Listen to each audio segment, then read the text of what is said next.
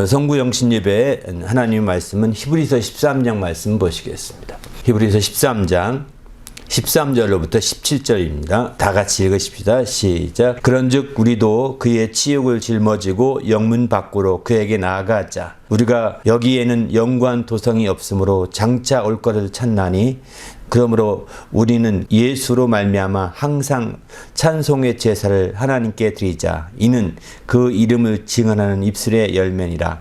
오직 선을 행함과 서로 나누어 주기를 잊지 말라. 하나님은 이 같은 제사를 기뻐하시느니라. 너희를 인도하는 자들에게 순종하고 복종하라. 그들은 너희 영혼을 위하여 경성하기를 자신들이 칭찬할 자인 것 같이 하느니라. 그들로 하여금 즐거움으로 이것을 하게 하고 근심으로 하게 하지 말라. 그렇지 않으면 너희에게 유익이 없느니라. 아멘.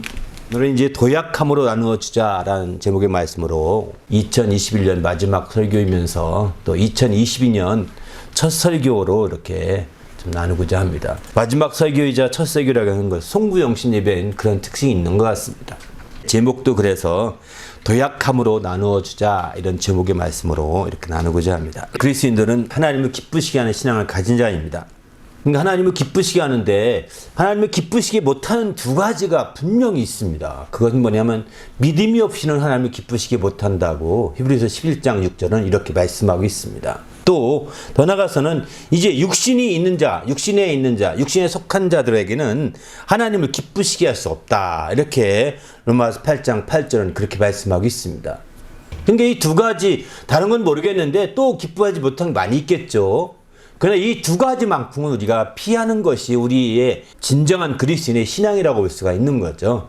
다시 말해서 믿음을 가져야 되는 것이고, 다시 말하면 육신에 속한 자가 아니라 영적 생활에 우리가 임한 자가 되어야 되겠다는 것입니다. 오늘 우리는 육신적으로 있어서 성구 영신 예배를 드리고 있는 겁니다. 우리 영혼에 있어서 성구 영신 예배라는 것은 없습니다. 육신적인 면에서 우리가 2011년이 이제 다 마감이 되고 또 2012년은 이제 잠시 12시 땡 넘어가면 되겠죠. 그러면 이제 새해 첫날 첫 시간이 출발하게 될 것입니다. 그러나 이 모든 것들은 우리의 정해진 어떤 규칙이나 정해진 룰에 따라서 정해진 어떤 하나의 육신에 속해 있는 절차죠. 그래서 마침내 우리가 새해다 이런 말을 쓰게 되는 거죠. 그러나 우리에게 정말 중요한 거 놓치지 말아야 될 것은 이렇게 새해니까 열심히 해야지 이거 중요하지만 더 중요한 것은 이런 육신에 끌려다니고 매어다님이 아니라 정말 우리는 영적인 우리 영혼의 중심을 두고 우리 영혼에 매였고 우리 영혼에 초점을 둔 이런 생활이 될 때 하나님을 참으로 기쁘시게 할 수가 있는 거죠. 그럴 때 우리 하나님의 영광을 드러내며 우리 하나님의 이름을 높이는 귀한 삶이 될 수 있다고 성경은 이렇게 말씀하고 있습니다.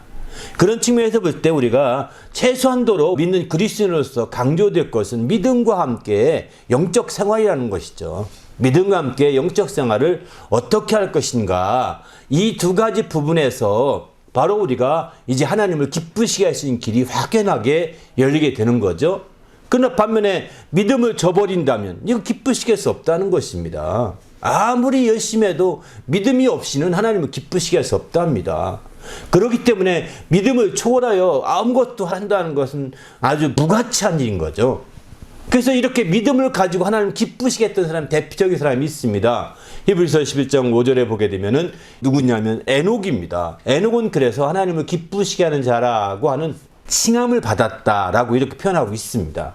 그만큼 하나님을 기쁘시게 하는 자라고 칭함을 받을 만큼 아주 하나님 앞에서 귀하게 믿음을 다했던 귀한 사람이었던 거죠. 이후에 히브리서 11장 보게 되면 믿음으로 살았던 그들이 다 이렇게 하나님을 기쁘시게 했던 자라고 성경을 이렇게 우리에게 소개하고 있지 않습니까? 또 육신에 속한 자, 우린 다 육신에 속한 자예요. 그러나 육신에 속한 자인데 육신에 매여 살고 육신에 지배받아 살고 육신에 속해서 아니 전전긍긍하며 사는 사람이 된다면 그는 하나님을 기쁘시게 하는데 어렵다는 것입니다. 육신이 힘들고 육신이 어렵고 육신이 곤혹스럽고 육신이 피곤하고 육신이 허약할지라도 정말 우리 영혼만큼은 이제 육신에 속한 자가 되어서 거기서 전전긍긍할 것이 아니라 내가 내일 죽고 다음 시간에 죽더라도 우리는 정말 영에 속한 자로 영적 생활에 한 발 한 발 뚜벅뚜벅 걸어갈 수 있는 그런 성도가 될 때 바로 하나님을 기쁘시게 할 수 있다고 이렇게 말하지 않습니까? 우리도 이런 측면에서 우리가 정말 그 모든 육신의 좋은 측면과 육신의 유익한 측면과 육신의 유리한 면에 따라서 하는 것이 아니라는 거죠. 그렇지 않을지라도 우리가 영적 생활은 해야 되고, 그렇지 않을지라도 영적 생활은 지속되고 영적 생활이 더 중요하다는 걸 알기 때문에 이 일에 우리가 더 한 단계 더 들여지고 한 단계 더 헌신하게 되는 거죠. 이렇게 하게 되면서 이제 바로 하나님을 기쁘시게 할 수 있는 거죠. 그래서 로마서 14장 17절 18절 이런 말씀을 합니다. 하나님의 나라는 먹는 것과 마시는 것이 아니요 오직 성령 안에 있는 의와 평강과 희락이라. 이로써 그리스도를 섬기는 자는 하나님을 기쁘시게 하며 사람에게도 칭찬을 받느니라. 이렇게 표현하고 있습니다. 그러니까 다시 말해서 오직 성령 안에 있는 의와 평강과 희락은 하나님의 나라에 속한 것인데, 이런 성령 안에 있는 의와 평강과 희락으로서 그리스도를 섬기는 자가 하나님을 기쁘는 자다, 기쁘시게 하는 자다라고 이렇게 로마서 14장 17절 18절에서는 종합해서 말씀하고 있습니다. 바로 하나님을 기쁘시게 섬기되 그리스도를 섬겨서 하나님을 기쁘시게 하는 거예요. 어떻게 그리스도를 섬기느냐? 성령 안에 있는 의와 평강과 희락으로 그리스도를 섬기는 것입니다. 우리가 하나님을 기쁘시게 한다고 할 때 다이렉트로 나서서 하나님을 기쁘시게 하는 사람들 되게 많지 않습니까? 내가 이렇게 하면 기쁘게 하리라, 이렇게 하면 기쁘시게 하리라 해서 다이렉트로 많이 나서려고 하잖아요. 할 수 있으면 그러고 싶지 않겠습니까? 누구나가? 그러나 하나님은 다이렉트로 기쁘시게 하는데 한계가 있습니다. 어렵습니다. 왜? 그 아래 그리스도를 우리의 영원한 중보자로 두셨기 때문에 그리스도를 통해야 된다는 거예요. 그래서 그리스도를 섬김으로 하나님을 기쁘시게 해야 되는 거죠. 그래서 그리스도를 섬기는 자는 하나님을 기쁘시게 하는 자, 이렇게 표현하지 않습니까? 바로 그리스도를 섬기는 자가 하나님을 기쁘시게 한다는, 그리스도를 섬기지 아니하고 하나님을 직접 섬겨서 기쁘시게 하고자 하려고 하는 것은 인간의 욕심입니다. 인간의 그 욕심이요, 인간의 어리석음입니다. 우리는 그렇기 때문에 한 인간의 욕심에 매이지 마시고 하나님의 이와 같은 말씀을 통해서 우리 영혼이 새롭게 될 필요가 있는 거죠. 우리는 주님 안에서 하나님 말씀을 통해서 우리 영혼이 새롭게 되시길 바랍니다. 할렐루야. 그래서 이제 하나님 우리 영혼을 위하여 보내주신 바로 예수 그리스도, 그분을 온전히 섬김으로 말미암아 하나님을 기쁘시게 하는 일에 쓰임받기를 바랍니다. 특별히 그분을 어떻게 섬기느냐? 그분은 바로 성령 안에 있는 의와 평강과 희락으로서 그의 그리스도를 섬긴다는 것입니다. 바로 오직 성령 안에 있는 의와 평강과 희락으로. 이것은 바로 육신적으로 섬기는 것이 아닙니다. 육신적인 어떤 재물로 섬기거나 육신의 어떤 재능으로 섬기거나 육신에 속해 있는 어떤 명예로 섬기거나 이것이 아니라는 거예요. 이런 것들로는 한계가 있는 거라는 거죠. 바로 오직 성령 안에 있는 의와 평강과 희락으로서 그리스도를 섬기는 자가 되어야 되는 거죠. 이게 바로 가장 정상적인 것이고, 이런 정상적인 섬김이 이루어질 때 하나님을 기쁘시게 하며, 하나님을 기쁘시게 하는 걸로 끝나지 아니하고 사람에게도 칭찬을 받을 수 있다라고 이렇게까지 표현하고 있습니다. 우리는 그런 점에서 볼 때 우리가 하나님 말씀을 통해서 하나님을 어떻게 섬길 것인가, 우리는 그동안에도 많이 얘기하고 나누었지만 오늘 말씀은 우리에게 정말 가르쳐주는 바가 큰 거죠. 우리가 철저히 하나님을 기쁘시게 하고자, 우리에게는 하나님을 기쁘시게 하자, 이게 우리에게 모토요. 또 하나님을 기쁘시게 하고자 하는 취지 때문에 기쁜 교회라고 이렇게 이름을 붙였습니다. 그러니만큼 우리는 더 그런 것이죠. 그래서 우리는 다른 방법이 아닙니다. 오직 이렇게 기쁘시게 할 수 없는 두 방법은 철저히 배제시키고, 믿음이 없는 걸 배제하고 육체에 속한 건 배제하고, 또 하나님을 기쁘시게 할 수 있다고 하는 그리스도를 섬기는 이 일은 아주 철저하게 우리가 그리스도를 섬기는 거죠. 어떻게 섬기느냐? 오직 성령 안에 있는 의와 평강과 희락으로서 섬김으로 이렇게 바로 온전히 하나님을 기쁘시게 하는 성도가 될 수가 있는 거죠. 오늘 성경은 이것을 우리에게 가르쳐주고 있는 거죠.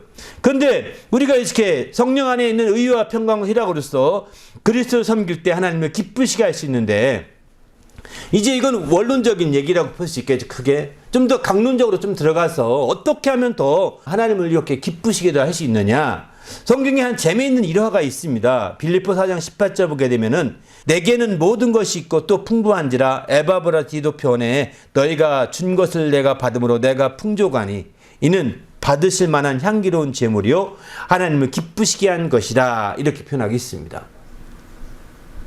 그러니까 다시 말해서 이제 하나님을 기쁘시게 한 것이 뭐냐면 빌립보 교회 성도들이 그를 대신 보내서 사도 바울과 그 모든 사역에 쓰도록 지원했던 것 같습니다.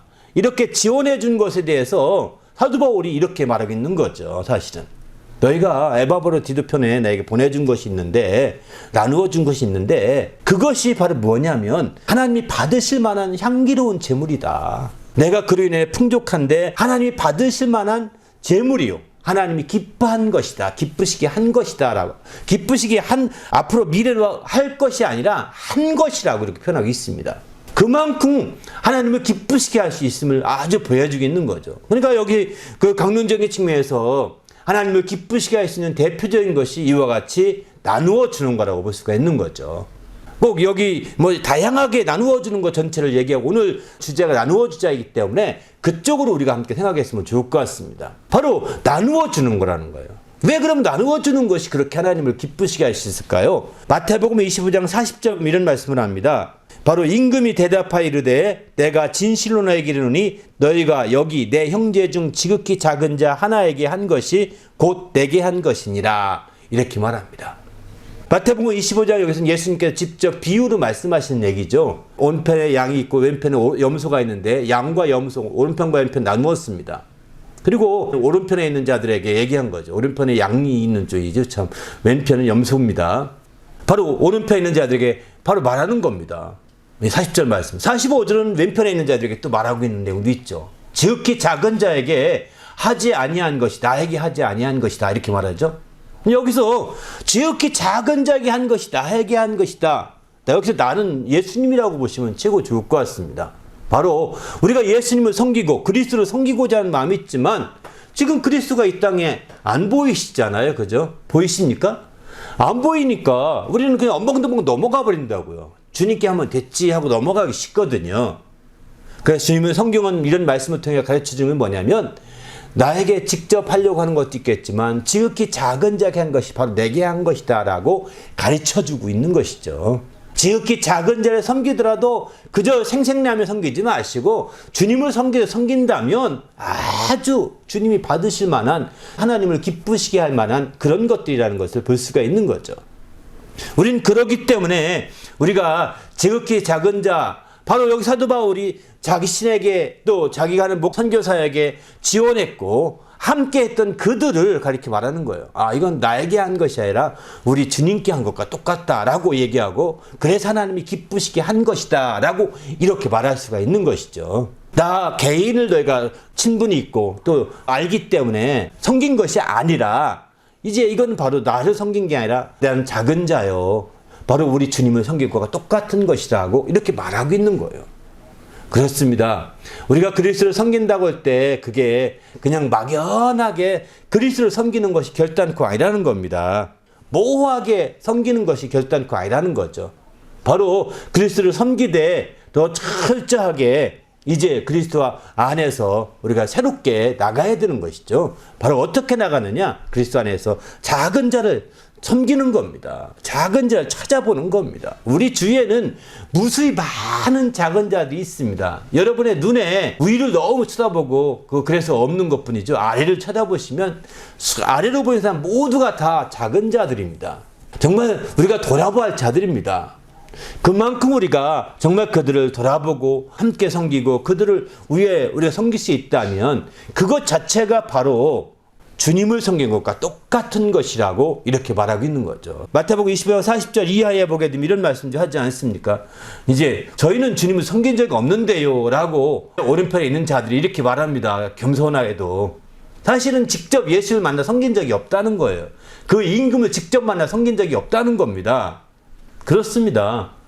그러니까 그때에 또 말합니다. 주님이 말씀하시기를 바로 내가 헐벗을 때 너희가 나를 입혔으며, 내가 굶주릴 때 먹였으며, 내가 옥에 갇혔을 때 내가 돌아보았으며, 내가 힘들어 어려워할 때 너희가 위로해줘 찾아왔지 않았느냐라고 이렇게 계속해서 말하고 있지 않습니까?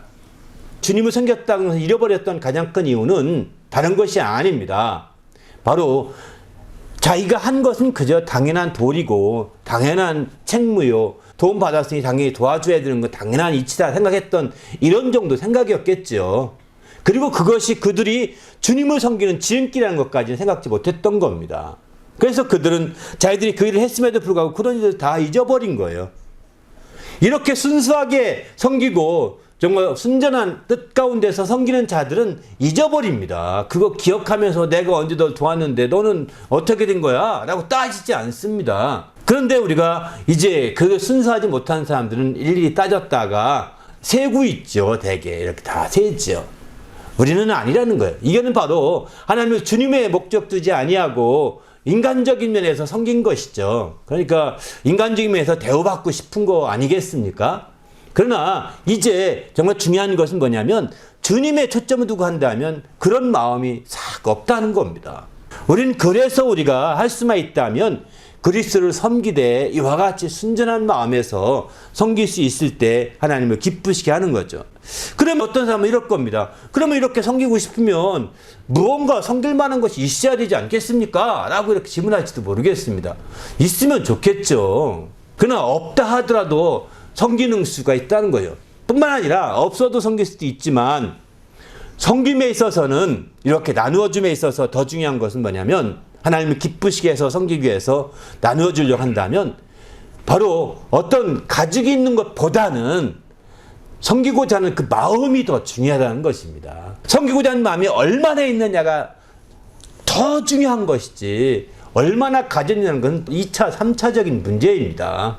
섬기고자 하는 그런 마음이 얼마나 있느냐가 얼마나 가득 찼느냐가 이제 그런 마음에서 우리 주님을 섬기고자 하는 것이지요.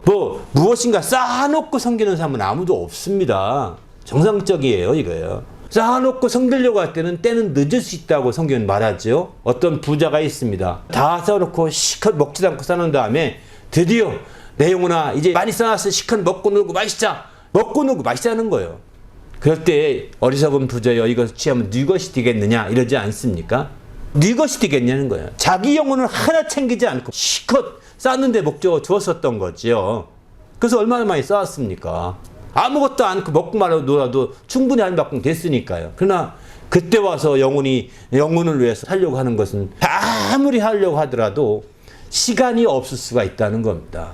재물은 있을지 모르겠지만 이제 마음도 있었겠죠. 영혼을 위한 마음이 있으니까 이 사람도 그죠?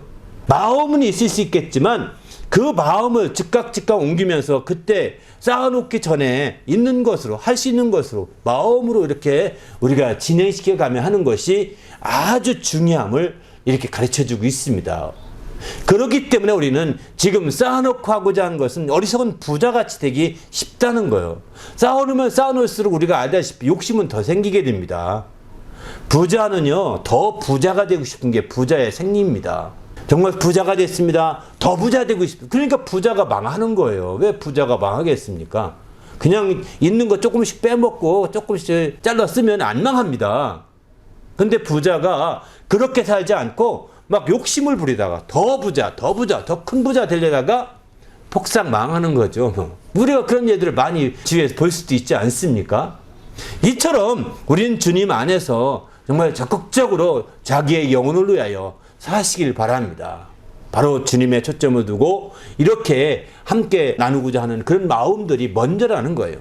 고린도 후서 9장에 보게 되면 이런 말씀을 합니다. 여기서는 이 나누어 주는 것을 심는 것이라고 이렇게 비유로 말씀하고 있는데 심는 것이라고 이렇게 심고자 하는 자에게는 9장 10절부터 보시면 이런 말씀합니다. 심고자 심는 자에게는 씨와 먹을 양식을 주시는 이가 심을 것을 주사 풍성하게 하시고 너희의 의의 열매를 더하게 하시. 심으려고 하는 자들에게는 심을 것을 주신다는 거예요.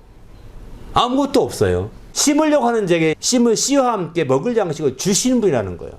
씨만 주어서 그냥 먹지 못하게 하는 것도 아니고 먹을 것도 주시고 또 심을 씨도 주시는 거죠. 이게 주님이시라는 거예요. 그런 주님이 심고자 한다면 심는 씨를 주시되 풍성히 주셔서 의의 열매가 풍성하게 이렇게 하게 하신다는 거예요. 놀랍지 않습니까?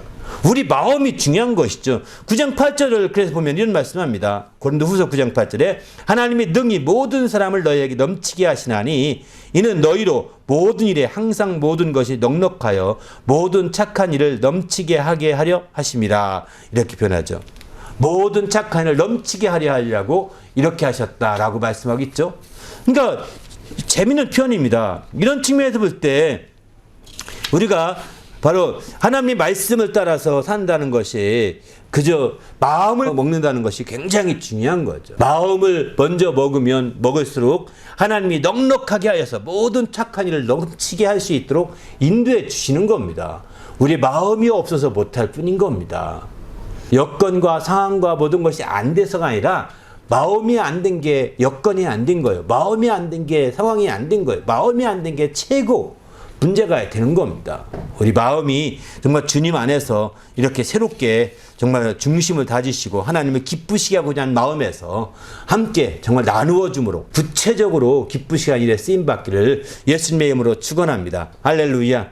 오늘 여기 본문에 보게 되면 그러면 왜 이런 마음이 안 생기느냐, 이게 문제지 않습니까? 나눠주기 위해서. 이런 마음이 생기기 위해서 우리가 한 단계 더 성장해야 되는데, 한 단계 더 발전하고 도약을 해야 되는데 그렇지 못한 부분이 있다는 겁니다. 바로 우리 마음이 중요한 건데 이런 마음이 제대로 자라가지 못합니다. 마음이 제대로 성장해가지 못합니다. 내 마음이 전혀 없는 건 아니란 말이죠. 있는데 그런 마음이 제대로 성장하지 못하고 제대로 이렇게 도약하지 못하고 있습니다. 그러니 그 마음이 잠시 돌짝밭에 떨어진 씨앗처럼 말이죠. 잠시 기쁨이 있다가 싹 사라진 것과 똑같은 거죠. 이런 식이 돼서는 안 되는 거죠.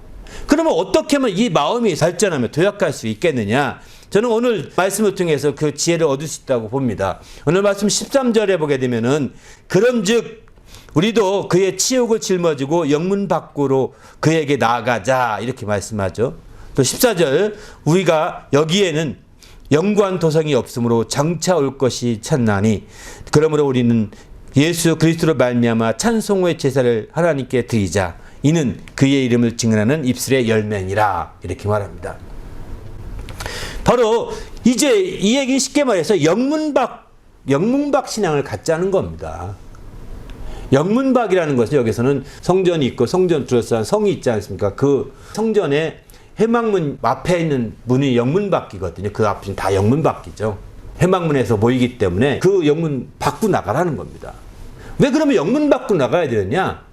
예수님께서 영문 밖에서 죽으셨거든요. 그분이 죽으신 것은 십자가에 달리신 것은 바로 예루살렘 성전 안이 아닙니다. 성전 밖에서 예수님이 하나님의 그 영원한 제물로 그분이 죽으시지 않습니까? 근데 그 죽으심은 원래 제물의 죽음은 성전 안에서 죽거든요. 번제단 옆에서 그를 죽게 하죠. 그런데 예수님 성전 안에서 죽은 게 아니죠. 예루살렘 안에서 죽은 거예요. 예루살렘 밖에서 나가 죽습니다. 갈보리아서 그분이 이제 그 십자가에 달리지 않습니까? 이렇게 거기는 영문 밖이에요. 그 영문 밖에서 그분이 치욕을 당하시고 죽으셨다는 겁니다. 그러므로 우리도 그분처럼 영문 밖으로 그분의 치욕을 짊어지고 나가자는 겁니다. 그 치욕을 짊어지고 정말 영문 밖으로 나가는 신앙을 가져야 된다는 겁니다. 그렇지 않고 영문 안에 신앙을 가지게 되면 영문 안에 신앙을 가지면 어떻게 되느냐? 이게 구약적인 신앙을 이렇게 말하게 됩니다. 구약적인 신앙은 영문 안에 있는 제사 절차를 따르는 신앙이 다 영문 안의 신앙이거든요. 이 영문 안의 신앙이 되려면 지금도 짐승을 잡아야 합니다. 지금도 짐승을 잡아서 이렇게 하나님께 나갈 때에 이게 영문 안의 신앙인데 이런 신앙으로는 무의미한 거죠. 왜 무의미할까요? 바로 영문 안의 신앙 14절 보면 여기에는 영문 안을 이렇게 말합니다. 여기라는 것은 영문 안에는 영구한 도성이 없으므로 장차 올 것을 찾는다 라고 말하고 있습니다. 영문 안에는 영구한 것이 없다는 것입니다. 영구한 것이 없습니다. 영원한 것이 없습니다. 다 변할 것들입니다. 다 없어질 것들이고 사라질 것들이고 변할 것들이고 개혁될 것이라고 다시 말하면 다 개혁될 것이라는 거죠. 그래서 우리는 장차 올 것을 찾는데 그 장차 올 것이 무엇일까요? 영문 밖으로 나가야 되는 거죠. 장차올 것은 영문 밖에서부터 시작되고 있습니다. 그래서 영문 밖으로부터 나가야 돼. 장차올 것은 영문 밖에서 시작된 그 신앙을 찾아서 나가야 되는 거예요. 그래서 이제 성경은 말씀하고 있는 거죠. 우리가 우리 마음에 나누고자 하는 마음을 키우려고 한다면 우리는 기존에 가지고 있는 모든 전통적인 것, 관행적인 것, 습관적인 것, 이런 모든 것들을 개혁해야 된다는 거예요. 사실은 한마디로 말해서요. 영문밖의 신앙을 가진다는 것은 쉽게 적용해서 말하면 우리가 가지고 있는 생각들, 우리가 가지고 있는 어떤 전통적인 사고들, 우리가 가지고 있는 전통적인 사상들, 철학들, 또 이런 것들을 개혁해야 된다는 겁니다. 그거 붙들고서는 우리가 이렇게 한 단계 도약하고 더 발전하고 장차 올 것을 우리가 대비할 수가 없게 되는 것이죠. 그런 것들로는 오히려 함께 썩어지고 함께 부패가고 함께 냄새나는 것들이라는 겁니다. 이렇게 기존의 것들 우리가 보수적으로 기울어지기 시작하면 자꾸 그렇게 냄새나는 겁니다. 그래서 우리 신앙은 개혁입니다. 신앙은 오늘도 개혁, 내일도 개혁, 신앙은 모레도 개혁, 계속해서 개혁입니다. 종교개혁은 1차로 끝난 것이 아닙니다. 주님 오시는 날까지 계속 개혁되는 거예요. 예수님이 오셔서 신앙을 개혁했건만 이제 또 많은 사람들이 또 그 기득권을 가진 자들이 그걸 또 계속 자기 기득권을 유지하려고 몸부림치지 않습니까? 그러다 보니까 예수님이 원래 했던 그 취지는 다 온데간데없고 인간의 생각만이 덧입혀져 가지고 이상한 꼴에 아주 이상한 형태의 종교를 만들어 가잖아요. 다시 개혁한 것이 이제 종교 개혁이었던 거죠. 이후에는 계속해서 이런 개혁들이 일어날 수밖에 없고 계속 일어나야 정상이라는 거예요. 안 일어나는 것이 이상하다는 것입니다. 바로 근데 종교 개혁이라고 하면 너무 거창합니다. 종교 개혁이라는 표현을 쓰게 되면 너무 거창해서 나와 상관없는 것처럼 보이거든요. 그런데 나와 상관이 없는 종교개혁이라고 그렇게 거창하게 말하면 끝나지 말고 좀 적용시켜서 우리 개인의 습성에 있어서 보수적인 그 무엇이 있습니까? 그것을 개혁하시면 당신의 마음이 싹트기시고 당신의 마음이 자라나고 시작하고 당신의 마음이 더 크게 성장할 것입니다. 할렐루야. 당신이 가지고 있는 보수적인 생각들, 당신이 가지고 있는 전통적인 생각들, 당신이 가지고 있는 그 전통적인 습관과 관행들, 이런 것들을 깨고 개혁한다면 우리는 이제 한 단계 더 우리 마음이 싹이 트고 우리 마음이 더 성장하고 우리 마음이 더 자라나게 될 것입니다. 그리고 마침내는 우리 주님 안에서 놀라운 하나님을 기쁘시게 하시는 역사가 펼칠 수 있는 거죠. 이제 우리 모두도 우리 안에 있는 걸 내버려 두지만 이걸 내버려 두면 영문 안에 머물러 있는 겁니다. 그동안 했던 방식대로 머물러 있는 겁니다. 아, 이게 편하지요. 그 백변 편하지 않습니까? 요즘에 대개 성인병들은 거의 대부분이 생활습관병을 하지 않습니까? 그냥 생활습관에 젖어서 살다 보면 이게 자기를 망하게 하는 거예요. 거기는 희망이 없습니다. 거기에는 장차 올 것을 찾을 수가 없는 것입니다. 변할 것이요, 썩을 것이요, 망할 것들이기 때문입니다. 그래서 정말 그것을 끊고 개혁하고 잘라버리고 이렇게 해나갈 때 우리 마음에 새로운 싹이 트는 거예요. 우리 마음에 새로운 정말 싹이 자라나는 거예요. 새로운 싹이 성장하게 되는 거예요. 도약하게 되는 것이죠. 어디까지 도약할 수 있을까요? 바로 15절 보면 예수로 말미암아 항상 찬송의 제사를 하나님께 드리자 이렇게 했습니다. 예수로 말미암아 항상 하나님께 찬송의 제사를 드릴 수 있는 그런 상황까지 될 수가 있는 것이죠. 우리도 예수로 말미암아 항상 하나님을 찬송할 수 있는 그런 놀라운 정도가 되시기를 예수님의 이름으로 축원합니다. 이건 뭐냐면 그 이름을 징하는 입술의 열매니라 이렇게 말하고 있습니다. 이런 수준까지 된다는 거예요. 그렇게 되면 이제 거기서 머무르지 않게 되죠. 또 16절도 보게 되면 오직 선을 행함과 서로 나누어 주기를 잊지 말라. 바로 하나님은 이와 같은 제사를 기뻐하시느니라. 바로 우리의 찬송의 제사를 드려서 하나님께 참 기쁘시게 한 자, 입술의 열매를 통해 기쁘시게 한 자, 그런 수준까지 돼간다면 나누어 주기를 할 수가 있다는 것입니다. 서로 행함과 서로 나누어 줄 수 있는 자가 될 수 있는데 이것이 바로 하나님을 기쁘시게 하는 제사라고 이렇게 말하고 있습니다. 우리 모두도 정말 하나님을 기쁘시게 하기 위하여 철저히 이렇게 도약할 수 있는 성도가 되시길 바랍니다. 바로 누구보다도 철저하게 영문 안에 머무르지 마시고, 그동안에 기득권 안에 머무르지 마시고, 그동안에 보석권 안에 머무르지 마시고, 자기를 변화시키시고 자기를 개혁하시고 자기를 바꾸셔서 정말 온전히 새로운 마음을 키워내시길 바랍니다. 할렐루야. 함께 나누고자 하는 마음, 섬기고자 하는 마음, 사랑하는 마음, 주고자 하는 마음, 주님을 정말 섬기고자 하는 그런 모든 마음들을 막 키워내셔야 됩니다. 할렐루야. 이제 처음에는 그게 싹이 트는 듯 했지만 싹으로 머무르지 않고 그 싹이 막 자라도록 계속해서 영문 밖에 머무르고 영문 밖에서 죽으신 우리 주님을 따라서 정말 그분이 우리의 고난을 짊어지시고 우리의 수치를 짊어지시고 우리 죄악을 짊어지신 모든 것도 우리는 알고 이제 함께 그분의 은혜를 우리가 짊어지고 이제 나가는 거예요. 그분을 따라가는 거예요. 그래서 예수 그리스도로 말미암아 찬송의 제사를 하나님께 드릴 수 있다면 정말 우리는 이와 같이 선을 행하고 서로 나누어 주기를 정말 힘쓰가 있는 자가 되는 것이죠. 그럴 때 마침내 하나님을 기쁘시게 한 것이라고 이렇게 오늘 성경은 강조하고 있습니다. 우리 모두도 이렇게 하나님을 기쁘시게 하기에 부족함이 없는 성도가 되시기를 예수님의 이름으로 축원합니다. 할렐루야. 2021년 한 해 동안 정말 여러분 얼마나 도약하였습니까? 이제 그 도약한 것으로 2022년에는 나누어 주시는 성도가 되시기를 예수님의 이름으로 축원합니다. 할렐루야. 그렇게 해서 우리가 하나님을 기쁘시게 할 수 있다면 이게 바로 최고의 신앙이라고 할 수 있습니다. 하나님이 이렇게 기쁘시게 한 자들에게 하나님이 놀라운 것들로 채워주시지 않겠습니까? 우리 모두도 그런 축복을 누리면서 하나님을 기쁘시게 하는 귀한 신앙을 갖는 한 해가 되게, 또 그동안 한 해를 잘 기쁘시게 하는 신앙으로 한 해를 잘 마무리하고 더욱더 하나님을 기쁘시게 하는 신앙으로 한 해를 또 나아갈 수 있도록 인도해 달라고 오늘 말씀 생각하며 간절히 기도하겠습니다.